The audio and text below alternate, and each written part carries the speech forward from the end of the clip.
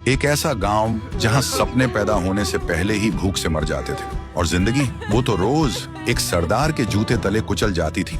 गांव के लोग दिन भर खेतों में खून पसीना बहाते पर शाम को एक रोटी तक नसीब नहीं होती। बचपन से बुढ़ापे तक सब एक ही दुआ मांगते, हे भगवान ये सरदार मर जाए। और इस बर्बादी का एक ही नाम था, गब्बर। नाम नहीं, लोगों के लिए सजा थी। उसका रूल बिल्कुल सिंपल था, जिसके पास पैसा हो छीन लो और जिसके पास कुछ ना हो उसे डरा कर गुलाम बना लो। कोई भी उसके खिलाफ आवाज नहीं उठाता था। जिसने कोशिश की अगले दिन या तो लापता या जमीन के नीचे।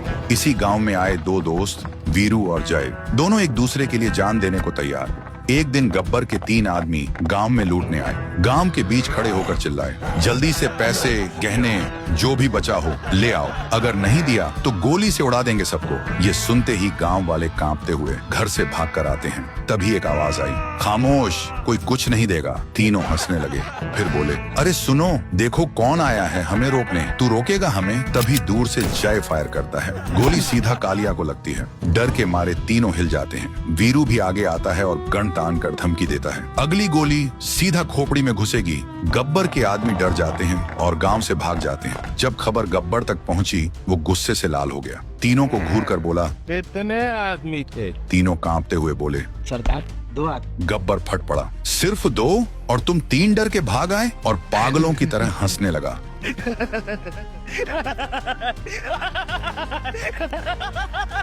फिर तीनों को वहीं पर गोली से उड़ा देता है। तीनों धड़ाम से नीचे गिर जाते हैं और फिर बोलता है, जो डर गया समझो मर गया।